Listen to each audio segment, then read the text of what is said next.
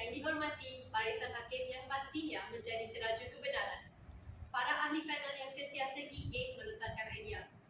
Salam sejahtera, salam forum remaja. Bersyukur kita kepada Tuhan kerana dengan limpah kurnia dan izinnya dapat kita bersama-sama bersuara dalam pertandingan forum remaja. Saya, Mira Pravina, akan bersama-sama warga dewan sekalian untuk mempengerusikan forum remaja. Sebelum saya memperkenalkan para ahli, izinkan saya mengupas terlebih dahulu mauduk bual bicara kita buat hari ini. Mauduk forum remaja kita berkisar tema sains dan teknologi, iaitu sains dan teknologi antara maslahat dan mudarat kepada manusia. Dunia macam pada menyaksikan manusia tersepit antara kecanggihan sains dan teknologi dan impak negatif yang bakal memudaratkan manusia. Kita tidak dapat menafikan beri pentingnya sains dan teknologi dalam pembangunan manusia sejagat. Namun, kita juga tidak dapat menyangkal bahawa terdapat keburukan yang dapat memudaratkan manusia. Baiklah sedang hadirin, sebelum tirai forum dibuka untuk menelusuri lebih mendalam topik perbincangan, boleh kiranya kita berjumpa dengan para ahli panel. Di sebelah kanan saya, ahli panel pertama, Saudari Lucy Seger. Bijak pandai dan murah dengan senyuman. Selamat datang saudari, apa khabar? Terima kasih saudari pengerusi, khabar baik. Di sebelah kiri saya, nampak yakin dan tenang, saudari ahli panel kedua, Tamisha Devi. Apa khabar saudari? Sihat sejahtera saudari pengerusi. Di sebelah ahli panel kedua, tak lain tak bukan, tentulah ahli panel ketiga, saudari Noel Nicole. Walaupun nampak pemandu, namun petah bicaranya. Selamat datang saudari, apa khabar? Dengan rahmat Tuhan, saya berada dalam keadaan yang baik, saudari pengerusi.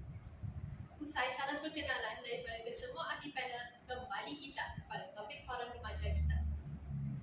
Sidang hadirin yang dihormati, bagi membuka tirai diskusi forum kita, izinkan saya ajukan soalan pertama kepada ahli panel pertama.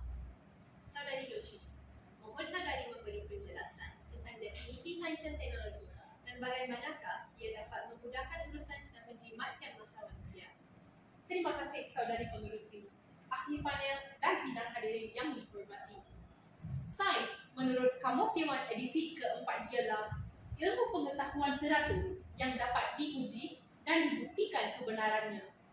Contoh ilmu sains ialah kimia, fizik, dan sains hayat. Teknologi pula didefinisikan sebagai suatu aktiviti yang memerlukan pengetahuan sains untuk tujuan praktis dalam industri seperti industri pertanian yang juga dikenali sebagai sains gunaan.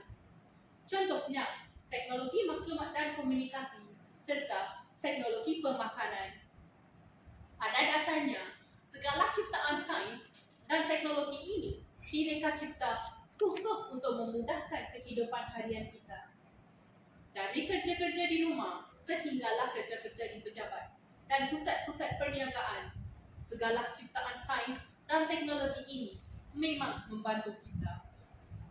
Di rumah, kita menggunakan mesin basuh untuk membantu kita membersihkan longgokan kain baju yang kotor. Manakala di pejabat pula, bunyi ketukan mesin type sudah tidak kedengaran lagi. Lebih-lebih lagi, kemudahan dan ciptaan teknologi dalam sistem pengangkutan darat seperti LRT dan sistem pengangkutan udara seperti jet dan kapal terbang turut membantu masa kita menjimatkan masa. Demikianlah saudari pengerusi, sidang hadirin dan ahli panel, bagaimana peranan sains dan teknologi dalam menjimatkan masa kita dan membantu kita. Terima kasih kembali kepada saudari pengerusi. Terima kasih ahli panel pertama atas cetusan minat yang begitu terperinci. Seterusnya, saya mohon penjelasan daripada ahli panel kedua, saudari Tamisha. Saudari, mohon saudari menjelaskan kebaikan sains dan teknologi dari aspek kemudahan komunikasi seantero dunia akibat ciptaan-ciptaan baharu dalam bidang teknologi, maklumat dan komunikasi. Terima kasih saudari pengerusi yang dihormati ahli panel dan sidang hadirin. Sains dan teknologi sememangnya memberi banyak maslahat kepada manusia dari aspek perkembangan telekomunikasi. Pada era pasca globalisasi ini yang jauh kian terasa dekat, kemudahan alat telefon internet percuma benar-benar memudahkan komunikasi sesama ahli keluarga, sesama sahabat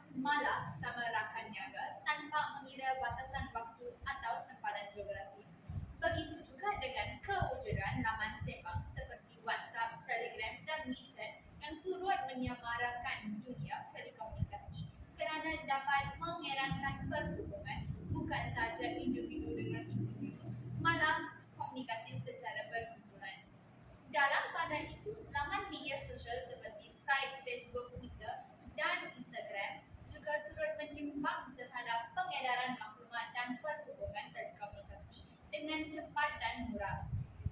Era berhubung melalui surat kiriman yang mengambil masa sekurang-kurangnya sehari untuk menyampaikan maklumat dan dokumen sudah berakhir. Email kini menjadi pengganti penghantaran maklumat dan dokumen yang lebih pantas dan cepat. Pendek kata, kita sekarang berada dalam dunia tanpa sempadan dengan segala maklumat yang bertaburan yang dapat kita akses melalui jari jemari kita. Sekian sahaja daripada saya berhubung faedah ciptaan sains dan teknologi dari aspek penyebaran maklumat dan komunikasi. Saya serahkan semula kepada pengurusi majlis. Terima kasih Saudari Talisha atas penjelasan yang begitu panjang lebar sebentar tadi. Seterusnya, saya ingin mengemukakan soalan kepada ahli panel ketiga, Saudari Nur. Saudari, sejauh manakah ciptaan baharu dalam bidang sains dan teknologi ini dapat membantu manusia dari aspek perkhidmatan? Salam sejahtera. Terima kasih kepada saudari pengurusi forum, sahabat-sahabat ahli panel dan sidang hadirin yang dihormati. Soalan yang sungguh menarik daripada saudari pengurusi tentang manfaat yang kita peroleh daripada perkembangan dalam bidang perubatan. Jika kita telusuri, manfaat yang kita peroleh daripada teknologi dalam bidang perubatan ternyata terlalu banyak. Sebagai tamsil, kaedah rawatan kemoterapi dan radioterapi telah banyak membantu pesakit kanser untuk meneruskan hidup. Walaupun bukan semua pesakit kanser sembuh melalui rawatan ini, namun sebahagiannya telah dapat meneruskan hidup kembali segar setelah sel kanser lenyap dari tubuh masing-masing. Selain itu, sidang hadirin, teknologi pengimejan dan pengesanan penyakit yang kita kenali sebagai mesin X-ray dan mesin scan dalam bahasa Inggeris juga mampu memberikan maklumat awal dalam mengesan penyakit sebelum doktor memberikan rawatan yang bersesuaian. Masalah-masalah organ dalaman seperti paru-paru beralih dan penyakit gigi dapat dikesan melalui X-ray, manakala patah kaki atau patah tulang rusuk dapat dilihat bentuknya supaya doktor dapat menyediakan rawatan yang tepat. Begitu juga teknologi scan bukan sahaja mampu mengenal pasti jantina bayi, malah dapat mengimbas kecacatan yang terdapat pada bayi tersebut. Kita juga berasa amat bersyukur kerana teknologi perubatan juga mampu mengenal pasti dan merawat pesakit jantung yang mengalami saluran hijab melalui kaedah angiogram dan angioplastik. Pendek kata, sains dan teknologi sememangnya memberikan banyak manfaat kepada manusia sarwa jagat. Terima kasih kembali kepada saudara pengurusi forum. Terima kasih Saudari Noel atas cetusan minda berdas sebentar tadi. Tak tumbuh, tak belata, tak sungguh, orang tak kata. Cetusan minda daripada kesemua ahli panel ini tidak dapat disangkal lagi. Lantaran pembangunan sains dan teknologi, perjalanan sebulan menjadi sehari. Yang jauh menjadi dekat, yang berat menjadi ringan, yang hangat menjadi dingin. Yang mustahil menjadi kenyataan. Demikian hebatnya impak sains dan teknologi dalam kehidupan kita. Namun, diskusi kita pada hari ini turut membicarakan implikasi negatif berkaitan perkembangan sains dan teknologi. Oleh itu, saya ingin mengajukan soalan kepada saudari ahli panel pertama, Saudari Lucy. Mohon saudari memberi penjelasan tentang jenayah cyber dan bagaimanakah ia membawa kemudaratan terhadap kehidupan manusia. Terima kasih saudari pengerusi. Soalan yang sungguh menarik. Dalam kita asyik membicarakan segala manfaat dan betapa indahnya ciptaan sains dan teknologi, usahlah kita alfa dan leka dengan segala musibah yang mampu menimpa diri kita kesan penyalahgunaan ciptaan sains dan teknologi. Mutakhir ini, kita berdepan dengan dunia tanpa sempadan dengan dasar langit terbuka. Kita hidup dalam dunia global dengan segala maklumat internet di hujung jari dan bebas diperoleh melalui kewujudan pelbagai laman sosial seperti Facebook dan MySpace yang membolehkan komunikasi antarabangsa berlaku tanpa sebarang sekatan. Menurut kajian yang dilakukan oleh pelajar dari UiTM, jenayah cyber biasanya ditakrifkan sebagai aktiviti jenayah yang melibatkan komputer dan teknologi melalui internet. Contoh jenayah cyber ialah pengintipan, penyebaran virus, dan mail spam. Jenayah cyber tidak mengenal usia, jantina maupun bidang kerjaya.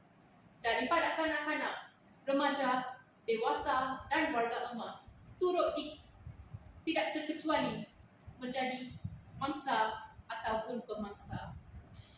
Di Malaysia, The Star melaporkan bahawa penipuan asmara melalui penyamaran yang menggunakan wanita tersenarai sebagai aktiviti jenayah komersial yang kedua tertinggi.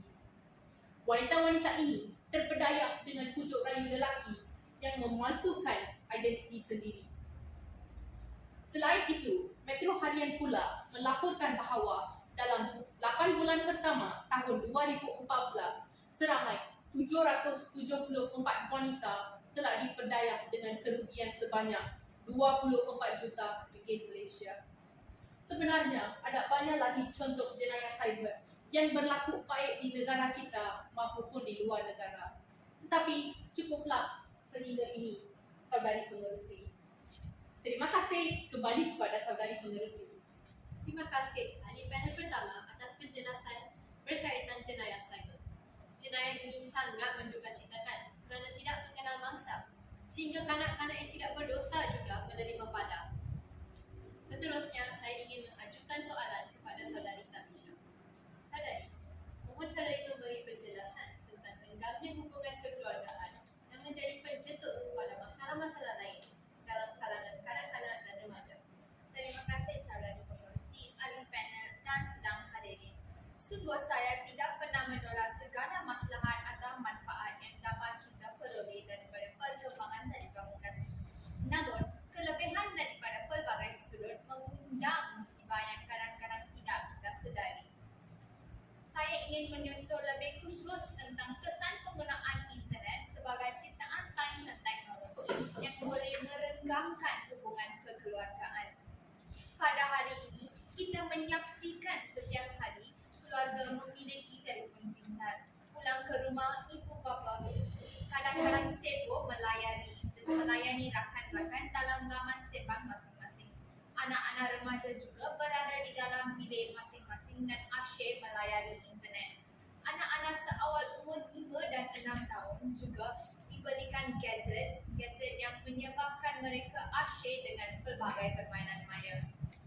Implikasinya, hubungan mesra dalam keluarga lama-kelamaan menjadi renggang.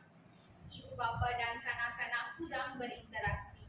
Anak-anak lebih mesra dengan rakan-rakan sebaya, dan apa yang paling ditakuti ialah anak-anak lebih menyayangi dan mempercayai rakan-rakan daripada ibu bapa.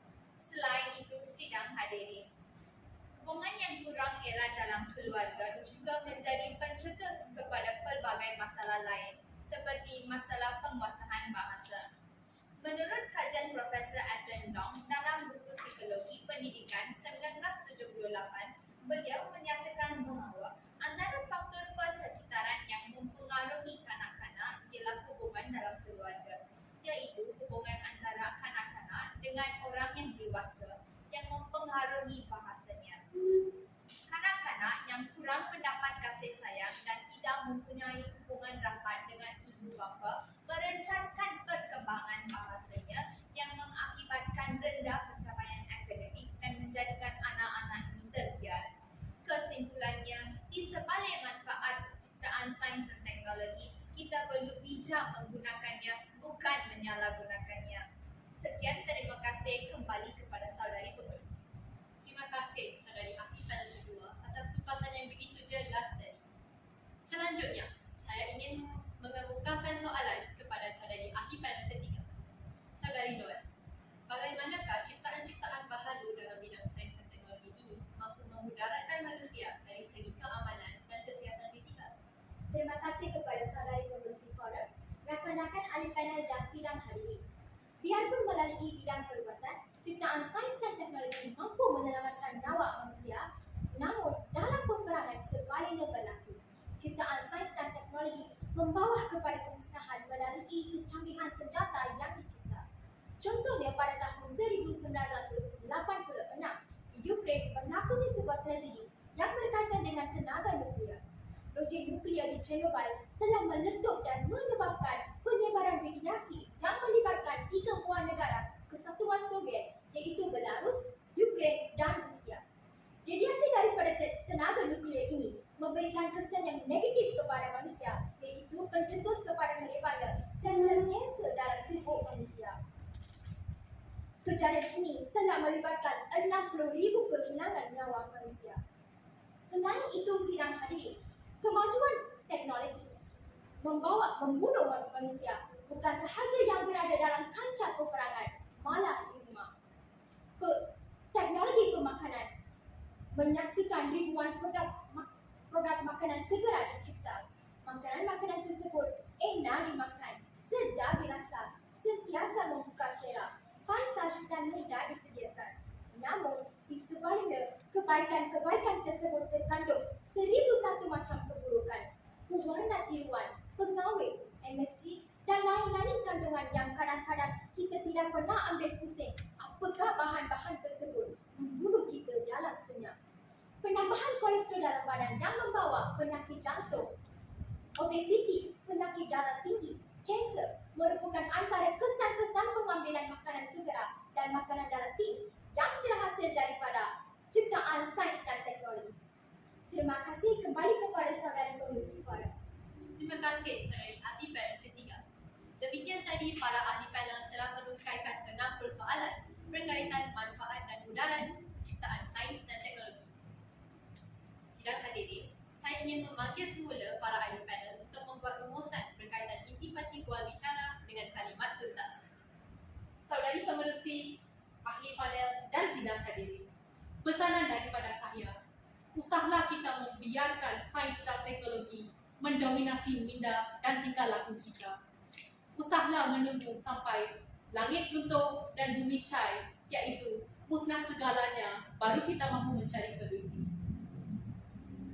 Rumusan saya, sains dan teknologi sememangnya membawa banyak maslahat kepada manusia sekiranya manusia bijak menggunakannya. Ciptaan sains dan teknologi telah banyak membantu manusia hidup selesa dan bahagia. Secara tuntasnya, sains dan teknologi yang membawa manfaat kepada kita juga akan membawa mudarat sekiranya manusia yang tidak bertanggungjawab bertindak menyalahgunakannya. Terima kasih kepada para ahli panel. Sebagai akhirul kalam, manusia merupakan khalifah di muka bumi ini dan mempunyai akal fikiran untuk memaju kemajuan. Oleh itu, pembangunan sains dan teknologi harus diurus, ditadbir dan dimaksimumkan penggunaannya demi kemaslahatan manusia sejagat. Demikian dari saya, Mira Pravina, selaku pengerusi Forum Remaja. Terima kasih, salam sejahtera, salam Forum Remaja.